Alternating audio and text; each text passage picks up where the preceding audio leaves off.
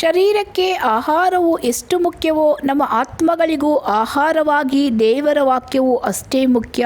ದೇವರ ವಾಕ್ಯವನ್ನು ಓದುವುದರಿಂದ ಕೇಳುವುದರಿಂದ ನಮ್ಮ ಆತ್ಮಗಳಿಗೆ ಪುಷ್ಟಿ ದೊರೆಯುತ್ತದೆ. ಇಂದಿನ ದೇವರ ವಚನ ಆದಿಕಾಂಡ ಪುಸ್ತಕದ 6ನೇ ಅಧ್ಯಾಯ. ಆದಿಕಾಂಡ 6ನೇ ಅಧ್ಯಾಯ.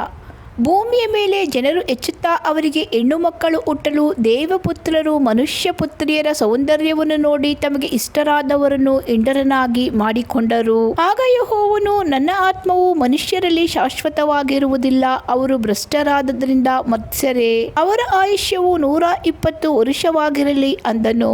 ಆ ಕಾಲದಲ್ಲಿ, ಅಂದರೆ ದೇವಪುತ್ರರು ಮನುಷ್ಯ ಪುತ್ರಿಯರನ್ನು ಕೂಡಿ ಅವರಲ್ಲಿ ಮಕ್ಕಳನ್ನು ಪಡೆಯುವ ಕಾಲದಲ್ಲಿ, ಮಹಾಶರೀರಗಳು ಭೂಮಿಯ ಮೇಲಿದ್ದರು. ಆನಂತರದಲ್ಲಿಯೂ ಇದ್ದರು. ಪೂರ್ವದಲ್ಲಿ ಹೆಸರುಗೊಂಡ ಪರಾಕ್ರಮಶಾಲಿಗಳು ಇವರೇ.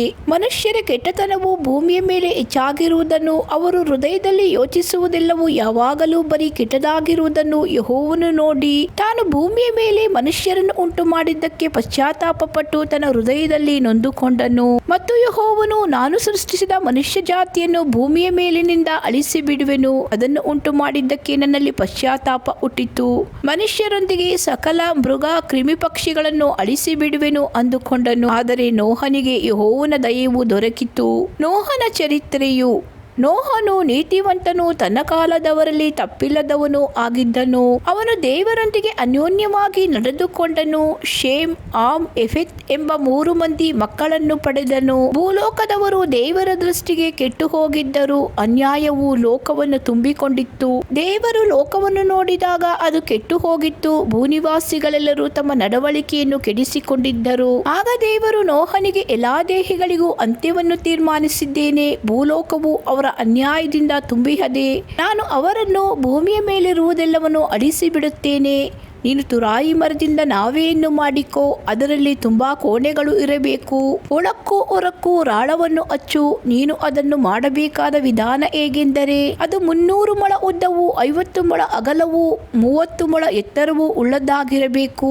ಅದರ ಚಾವಣಿಯ ಕೆಳಗೆ ಸುತ್ತಲೂ 1 ಮೊಳ ಎತ್ತರದ ಬೆಳಕು ಕಂಡಿಯನ್ನು ಮಾಡಬೇಕು. ಪಕ್ಕದಲ್ಲಿ ಬಾಗಿಲನ್ನಿಡಬೇಕು. ನಾವೆಯಲ್ಲಿ ಒಂದರ ಮೇಲೆ ಒಂದಾಗಿ 3 ಅಂತಸ್ತುಗಳನ್ನು ಮಾಡಬೇಕು. ನಾನಂತೂ ಭೂಮಿಯ ಮೇಲೆ ಜಲಪ್ರಳಯವನ್ನು ಬರಮಾಡಿ ಆಕಾಶದ ಕೆಳಗಿರುವ ಸಕಲ ಪ್ರಾಣಿಗಳನ್ನು ಅಳಿಸಿ ಬಿಡುವೆನು.